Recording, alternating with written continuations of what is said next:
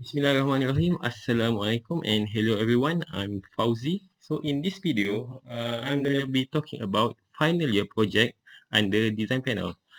Right. So yeah, let's start with the definition of design. Okay. So yeah, what is design? Right. If we refer to online dictionary, for example, this Cambridge dictionary, design can be defined as to make or draw plans for something, for example, clothes and buildings. Okay.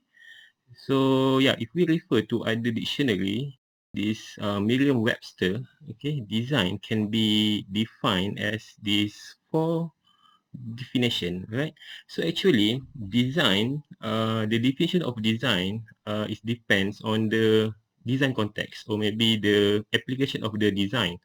So for our case, in design in mechanical engineering, um, it not only talk about form and shape, however, it is more on function. Okay, so for that reason, um, you have to go through the design process. Okay, design process. So in this FYP, design can be defined as a process to solve problem by generate alternative to find the best solution.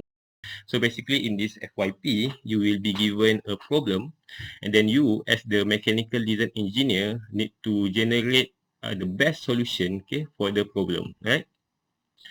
Right, so yeah, this is it. Okay, this is the design process. So yeah, I believe that you are familiar with this design process because of during your first year of study, okay, you learn about the introduction to design course, right? SEMM 1513. Okay, so in that course, we introduce you to this design process. And then in your fourth year of study, okay, you learn about the system design course, SEMM 5, SEMM 4533. Okay, in that course, once again, you need to go through this design process. Only maybe you more focus on the design embodiment. Okay. Right. So in design process, we have these 6 stages. Okay. The first is recognition of needs, and then problem definition, conceptual design, and then final design, and then you need to go through the all of the aspect in design embodiment, and lastly, you need to produce the prototype and documentation. Right. So let's get into it one by one. Okay. Right. Okay. So, okay, before that, okay, in FYP, okay, we know that our final year project is divided into 2 semesters. FYP 1 in semester 1 and FYP 2 in semester 2. Right. So the question is, which stage, okay, in design process need to be complete in your first semester and which process need to be done in your second semester, right? So yeah, this is it, okay. Right. During your first semester, you need to at least, okay, complete your final design. So that means you already collect all of your information required for your design, okay, and then you already define what is the problem, okay, and then you already generate the concept, okay, several concept, and then you go through the evaluation process, and then finally you got your one final design. So that is the scope of work that need to be done in first semester. And then during your second semester, you need to go through all of the processes inside design embodiment. Okay, so we know a lot of things need to do in design embodiment. Okay, and then you need to produce a prototype. Okay, at least a working prototype, or we call as mock-up, and then make documentation. Okay, the documentation, which is the report and your engineering drawing, right? Now let's briefly go through the design process one by one. Right, design process start with recognition of need. So at this stage, okay, what you need to do is you need to define your user and recognize the your customer. So the user or customer can be the person who use your product or maybe purchase your product, okay? And also, the user also can be your colleague. For example, if you work in a manufacturing company and you work as the mechanical design engineer, your user and customer will be the production team and also the maintenance team, okay? So for that reason, you need to know who they are, okay? You need to recognize them. Right. So at this stage also, you need to collect information, okay, related to the design and also user preference, okay. So because of in design, we cannot design based on our own preference because of yeah, it's wrong, okay. You have to design based on the customer requirement, customer needs, okay. So of course in this digital era, you can simply find the information, okay, by search through the website.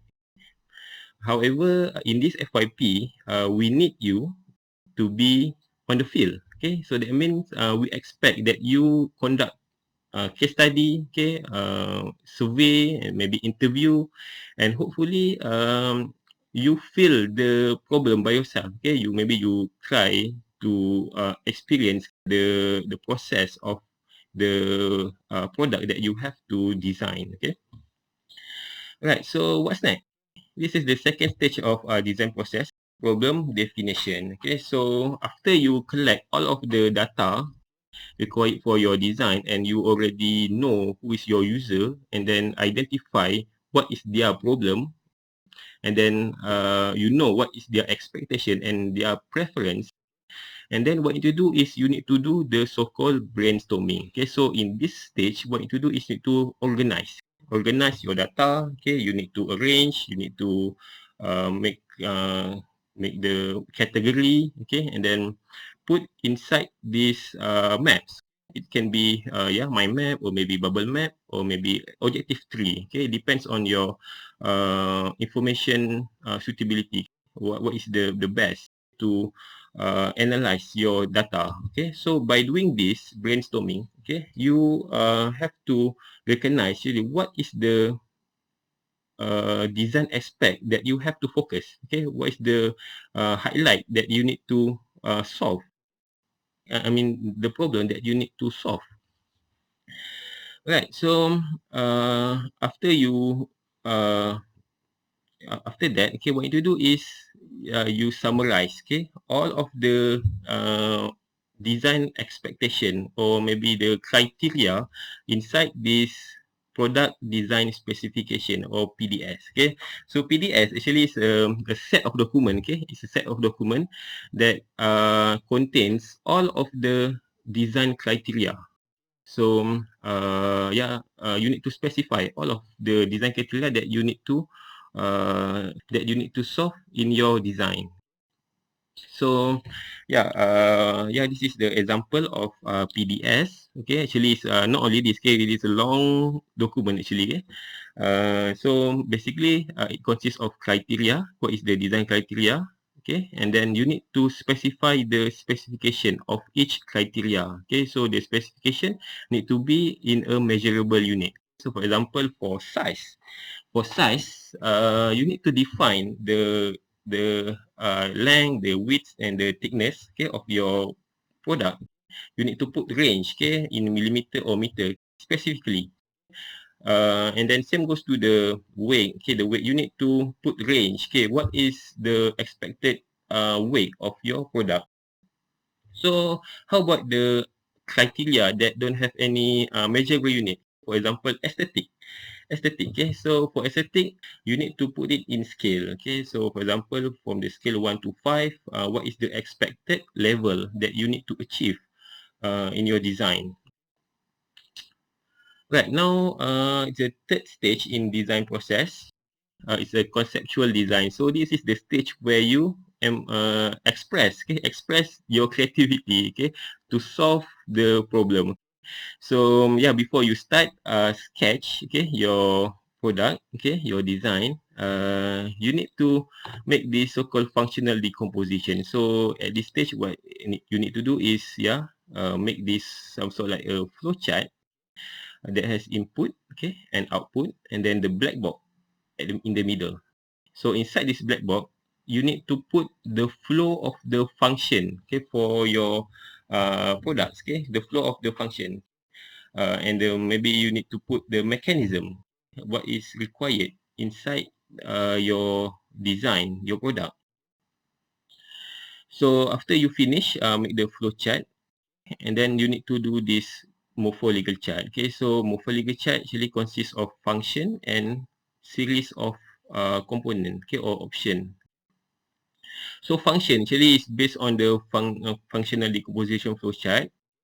And then for this one, okay, the component or option here, what you need to do is you need to explore what is the possible device or mechanism that able to perform the function that you need in your product, okay, in your design.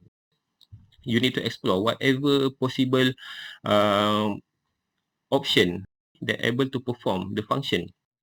So after you complete this morphology chart, now it's time for you to generate your design. Okay, so yeah, for example, yeah, for first concept, okay, for first concept, maybe you choose this route, okay, this route.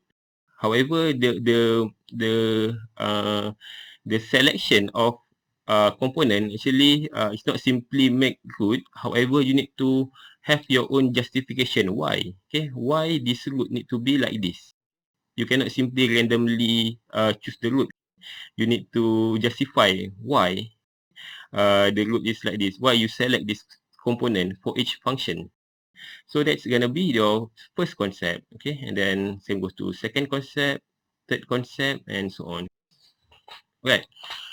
Now it's time for you to express your creativity. Okay, you need to sketch. Okay, you need to sketch your idea. Okay, so for example, this sketch from Thomas Alva Edison. Okay, we know this guy. Okay, then this guy is James Dyson. This is his sketches, okay, for the vacuum cleaner. Okay, and then this sketching, okay, from Cut Liu. So they try to emphasize, okay, I mean try to express your idea through sketching properly. Actually, we not expect that you just produce one sketching for each concept. No, actually you need to sketch a lot. Okay, you need to specifically sketch your idea on how it works one by one, component by component, how it attach, okay, where is the position of each component, and how it works, the flow of your products, what is the we call it user interface, okay, and then the accessibility. You need to sketch all of that. Okay. Alright, so after you generate all of the concept, what you need to do is you need to evaluate your product. I mean, you evaluate your concept. Okay, so for concept evaluation, we have two stage.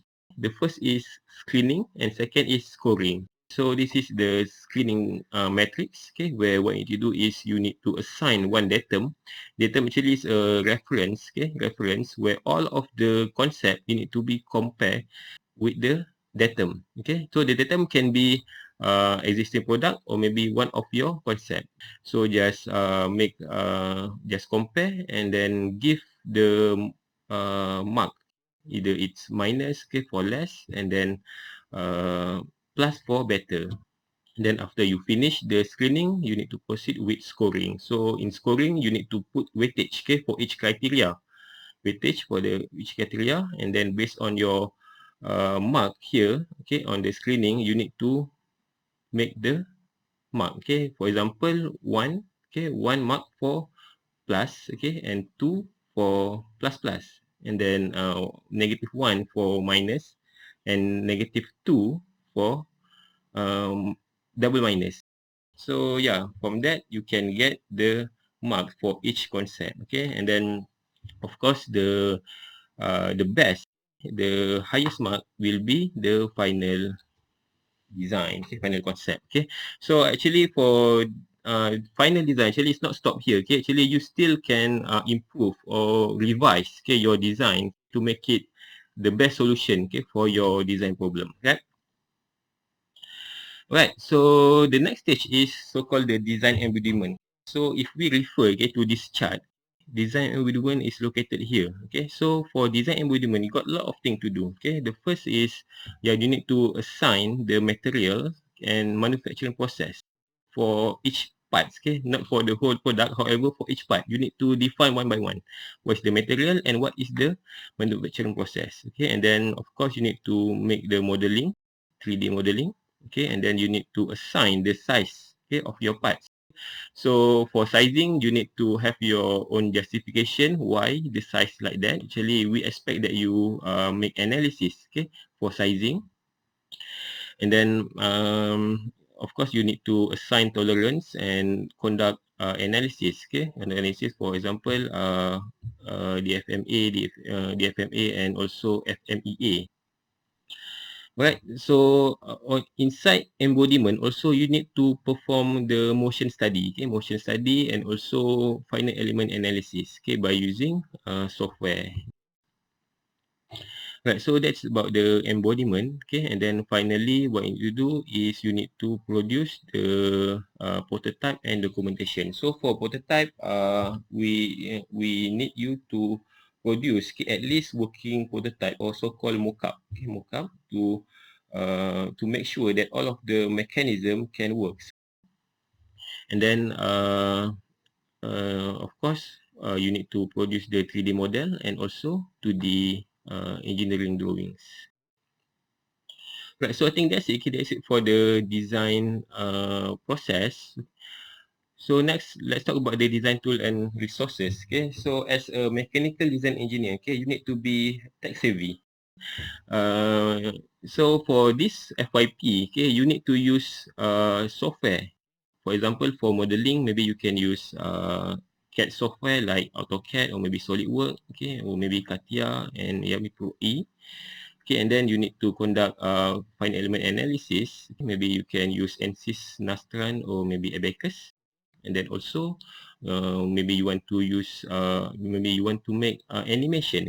So for animation, maybe you can use 3D Max, and also 3D Max also able to produce a realistic image. Okay, so you can use this software, right?